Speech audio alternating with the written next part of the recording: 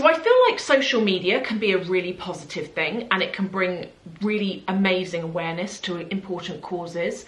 But at the same time, social media can be quite a toxic thing as well, and it can make you feel really rubbish about yourself.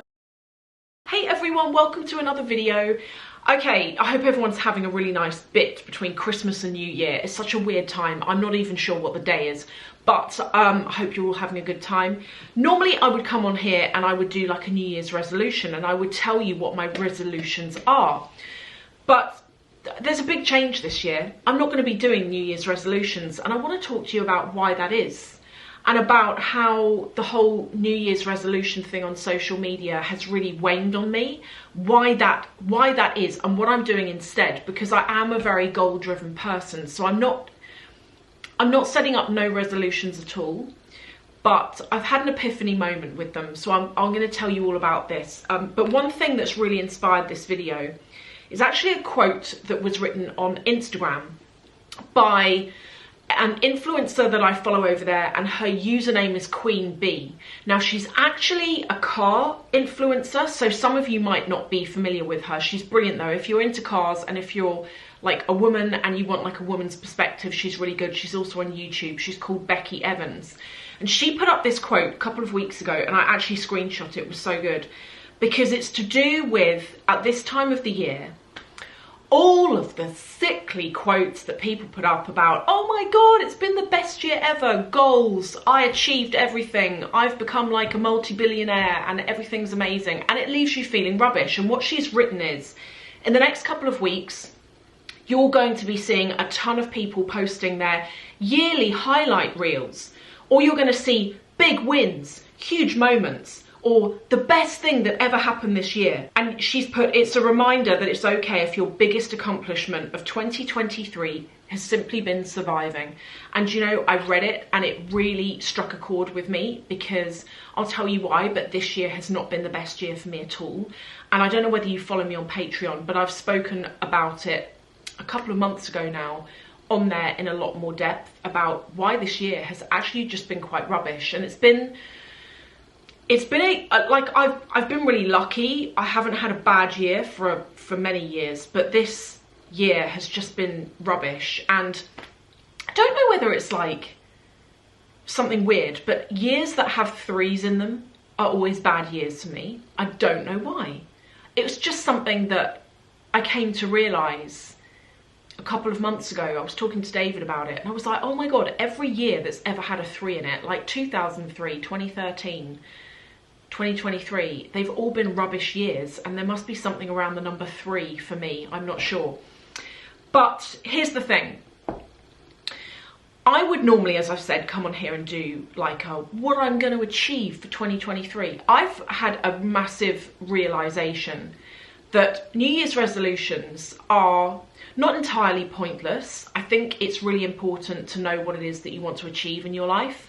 So I've got like just a book that I bought, and I have in it all of the things that I want to achieve, and I manifest things, and I really believe in it. It really works.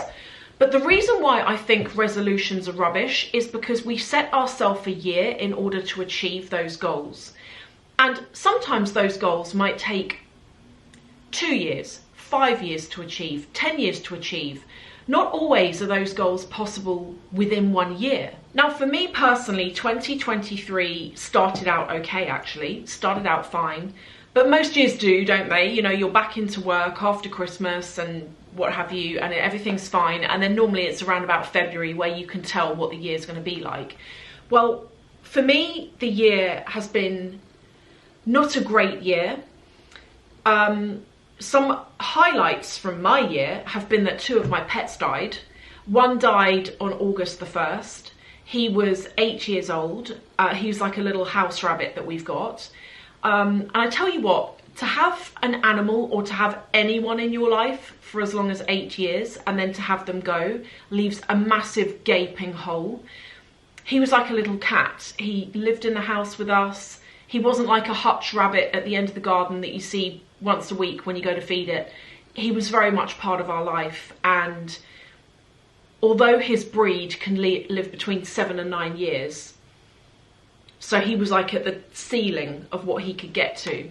It was still hard. And you know, that the years that we'd had with him, we'd forgotten how old he was because he looked like a baby. He didn't look old at all. So for us, when he got sick and passed, it was a shock because it wasn't like he'd been ill and then died. He was fine and then he died. And I spoke to you about why he died. Like, he basically stopped eating, then got gut stasis, and then he died. And then we got another bunny because Jessie was not doing very well on her own.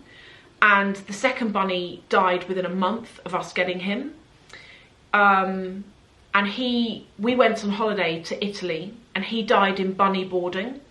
And the lady that looked after him is like a rabbit pro. If anyone could have saved him, it would have been her. She rushed him to the vet. He had all the vet care. He had everything and still nothing worked and he passed away.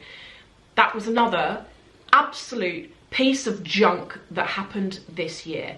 So I'm not going to come on here and be like, oh my god, 2023 was goals and it was amazing. Don't get me wrong, could have been so much worse, but actually it's been pretty rubbish. And you know, there will be a lot of people, and good for them, there will be a lot of people on social media at this time of the year posting up all of their massive achievements and how wonderful their year has been.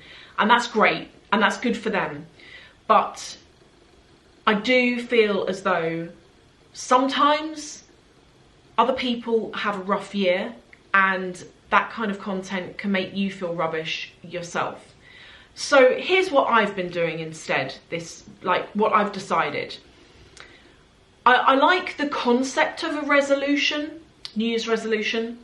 And I like the concept because to me, setting a resolution is basically to plan a goal, is to know what your goals are and what you want to achieve that year. So I don't think resolutions are a bad thing. What I think's bad about them and what I think is unhealthy is when you make a resolution that's so big, the chances are you won't be able to achieve it in a year and it will take you a couple of years. And then you get to December at the end of that year and you look at your resolutions, or you get to February and you already have fallen off the wagon with it and you haven't achieved anything, and then it can feel quite negative and you can get into a negative spiral.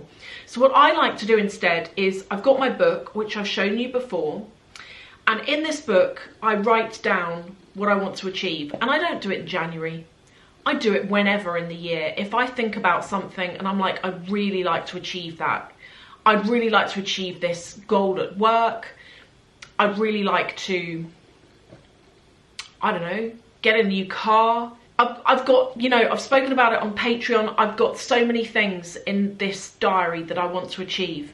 And I do put dates next to them, but I don't put unrealistic dates. Because I think when you're planning what you want to achieve, it's important to not leave it open-ended. I do think it's good to have a date. But if, for example, you're saving for a house, but you've not quite got the deposit together yet, don't write that you want to buy a house this year, because the chances are you might have to do it next year and you don't want to feel like you failed. So with a lot of the goals I've got, actually with all of the goals I've got, although I put a date on them, I put a realistic date, like long into the future, not like massive into the future. I put something realistic that I think I can achieve. I don't write things down and think, if I don't achieve it this year, I've failed. And that's really what I want to say here, is that some resolutions will take you years to achieve, and that's okay. That doesn't mean you failed.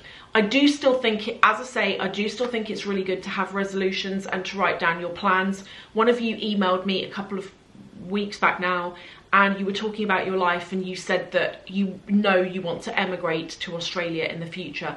And I was saying to you, that's really great that you know, because a lot of people don't know what they want, and so they coast through life and they don't tick off those boxes, and they get to the end and they're like, oh, do you know what, in hindsight, I really wanted to travel to this place, I really wanted to achieve XYZ, and they didn't do it because they didn't have it on their mental radar of, do you know what, if I want to do it, I need to make it happen. It's not just going to happen. And so that, for me, that's why resolutions are good, but don't hold yourself to having to achieve it within 1 year. And do you know what? If 2023 has been rubbish for you, snap. It's been rubbish for me as well. Can't wait to see the back of it. I don't like to wish the time away, but honestly, this year has been rubbish, and hopefully 2024 will be better for everyone, please. Let's hope. So they're my thoughts. Let me know what you think. Are you going to be doing resolutions this year, or are you just like, no, I'm done with that? Let me know what you think. Thank you for watching. If you have enjoyed this, come and join me in another video. I'm going to link to one here and one here, so you can come and like hang out some more. Otherwise, there will be another video tomorrow, so check back then.